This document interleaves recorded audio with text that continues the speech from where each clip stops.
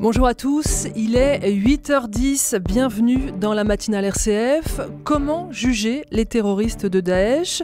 Au lendemain de la plaidoirie des avocats de Mehdi Nemmouche dans le procès du musée juif de Bruxelles, et alors que beaucoup s'interrogent sur le sort à réserver aux djihadistes français détenus en Irak et en Syrie, notre grand invité ce matin est un fin connaisseur de la région, grand reporter là-bas pendant plus de 10 ans, détenu en otage pendant près de 10 mois par l'État islamique en Syrie en 2013 et 2014. C'est aujourd'hui un spécialiste de la lutte contre le terrorisme. Nicolas Hénin, bonjour. Bonjour Stéphanie. Vous êtes le président du think tank Action Résilience qui travaille sur la radicalisation et la lutte contre le terrorisme. Vous êtes avec nous par téléphone depuis l'étranger, mais vous étiez encore il y a quelques jours à Bruxelles pour témoigner dans le procès de l'attentat du musée juif qui avait fait 4 morts le 24 mai 2014. Vous connaissez bien le principal accusé, Mehdi Nemmouche. Il a été votre geôlier quand vous étiez otage de Daesh en Syrie. Hier, des choses graves ont été prononcées à votre encontre lors de la plaidoirie de maître Sébastien Courtois, l'avocat de Mehdi Nemmouche. Vous avez été qualifié d'expert en mensonges. On a même parlé de vous comme d'un type qui arrive au procès en pleine forme et qui prétend avoir été torturé. Comment réagissez-vous à ces accusations ? Écoutez, je préfère à ce stade ne pas réagir.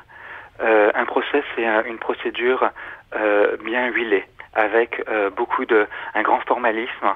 En l'occurrence, j'ai eu l'occasion de m'exprimer. Pendant une demi-journée, j'ai été entendu en tant que témoin et j'ai pu décrire à la cour la personnalité de Mehdi Nemmouche. Après, c'est à chacun de s'exprimer, et en l'occurrence, dans tout état de droit, c'est toujours aux avocats de la défense de terminer par leur prise de parole, leur plaidoirie, avant que le verdict soit rendu.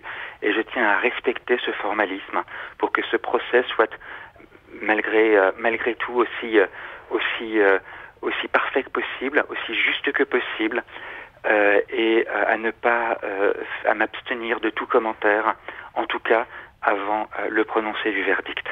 Nicolas Hénin, pouvez-vous rappeler à nos auditeurs ce que vous avez dit lors de ce procès, quand vous avez témoigné sous serment, à savoir ce que vous savez de Mehdi Nemmouche ? Eh bien, ce que j'ai dit d'important, c'est d'abord que je le reconnaissais sans l'ombre d'un doute. Je l'avais dit à plusieurs reprises, je m'étais exprimé dans les médias, je l'avais dit aussi dans des PV d'audition, sauf que je ne l'avais jamais dit sous serment.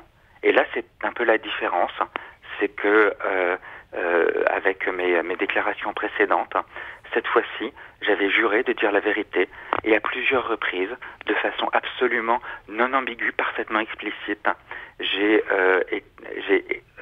répété à l'invitation de la présidente que pour moi, il n'y avait aucun doute, et que le Mehdi Nemmouche auquel j'ai été confronté à cette audience était bien le Abou Omar que j'avais connu en Syrie, et qui avait été mon geôlier, mon tortionnaire. Concernant sa personnalité, j'avais j'avais développé le portrait autour de 3 axes. Rappelé qu'il était sadique, ludique et narcissique. Sadique parce qu'il prenait plaisir à faire du mal. Ludique parce qu'il mettait aussi il jouait avec nous, il jouait avec ses victimes, et cela contribuait d'ailleurs de son sadisme. Et puis narcissique parce qu'il n'en avait absolument rien à faire de l'environnement.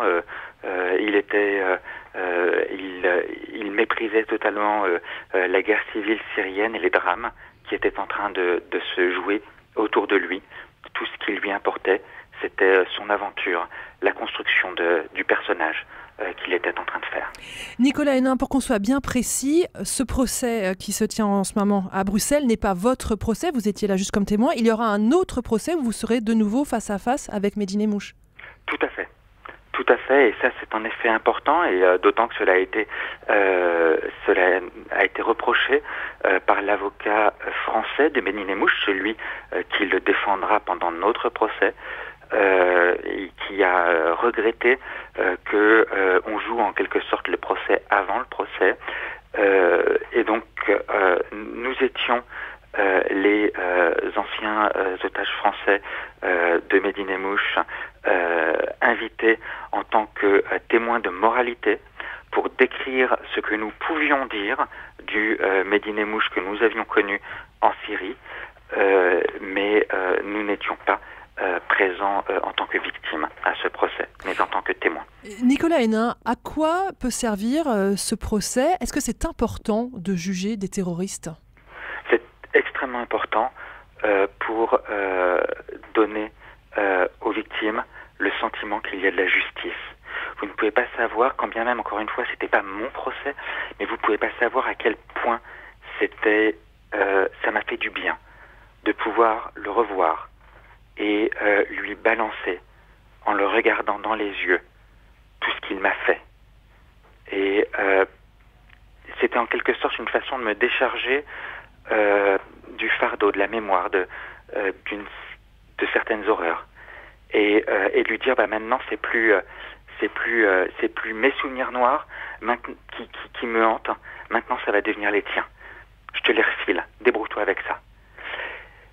Je comprends, par exemple, par conclusion, je comprends la certaine frustration qui a été exprimée par certaines victimes ou proches des victimes du 13 novembre, lorsque la mort de Fabien Klein a été annoncée. Pas d'ambiguïté, surtout. La priorité, quand on est face à un terroriste comme celui-là, c'est de le retirer du champ de bataille. C'est la sécurité. De fait, en étant tué, on l'a retiré du champ de bataille. De ce point de vue-là, on est satisfait. C'est important. Par contre, cela apporte pour les victimes une certaine frustration que je comprends parfaitement, que je partage, parce que lorsque l'on a subi un mal aussi infect qu'un crime terroriste, eh bien, on a besoin de personnes qui soient autant que possible pas des lampistes. Et jusqu'à maintenant, on n'a eu que le procès de Jawad, qui était vraiment une sorte de sous-procès de ce 13 novembre. On a besoin de personnes que l'on puisse blâmer, que l'on puisse affronter, que l'on puisse inculper et que l'on puisse faire payer. Nicolas Hénin.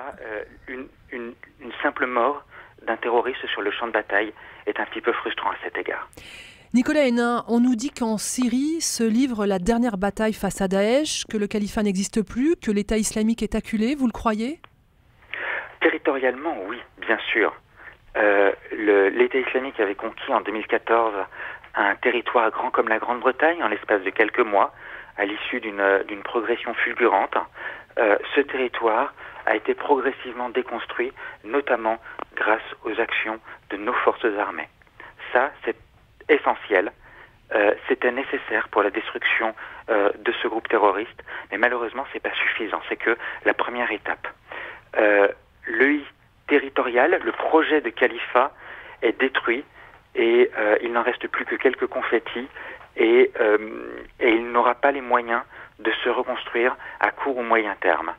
Le problème, c'est d'une part son changement de nature, de proto-État, il est retourné à une forme de groupe insurgé, donc il ne tient plus de territoire.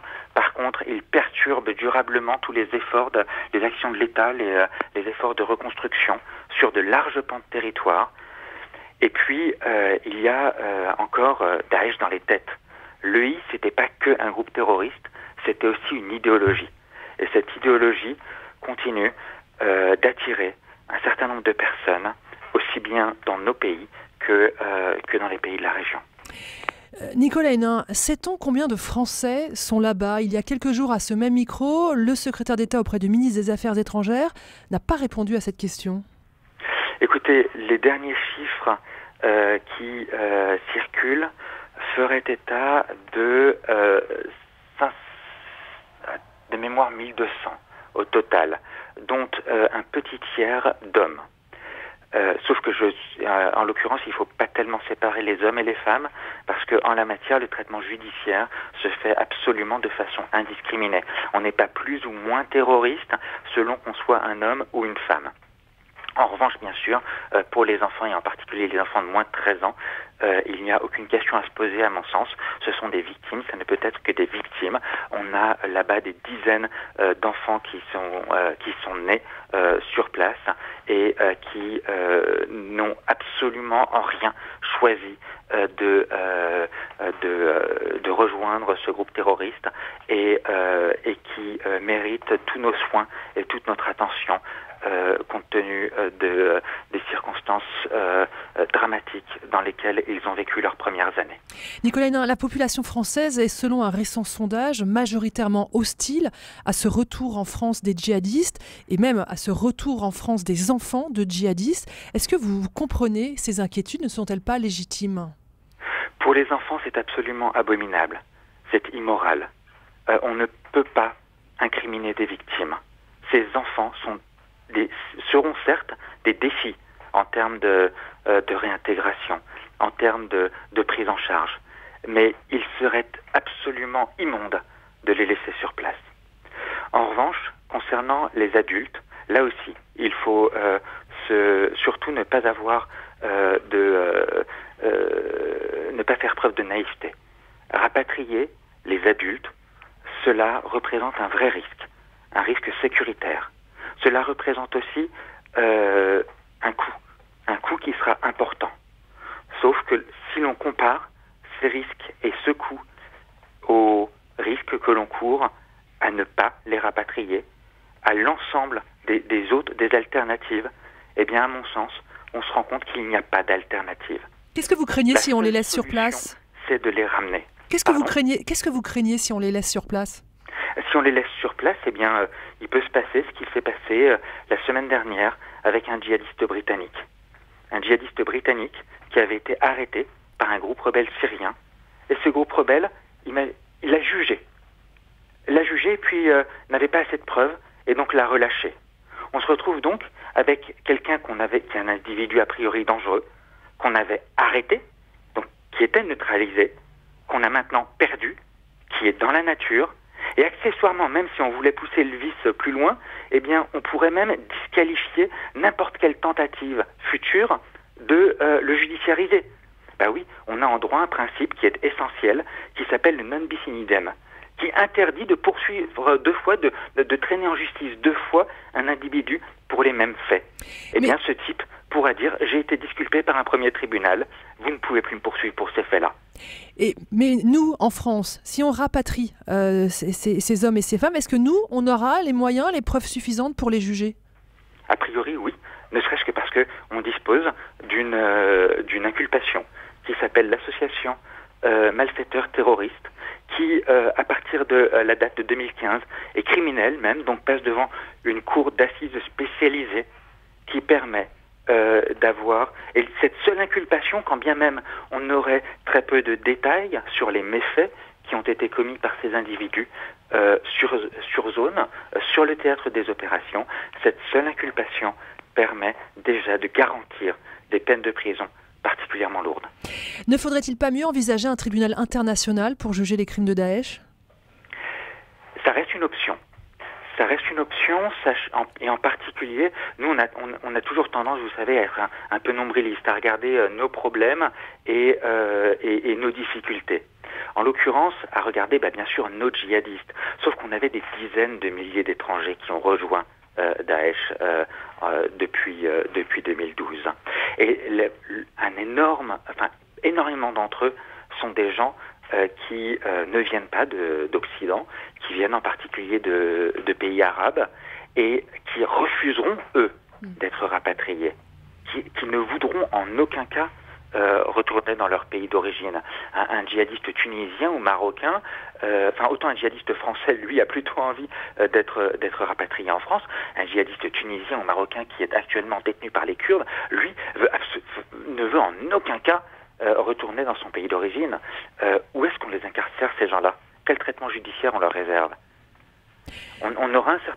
C'est un véritable défi qui demande une concertation internationale et qui surtout doit trouver une réponse qui se débarrasse, qui cherche à faire abstraction de toute panique ou de toute instrumentalisation politique.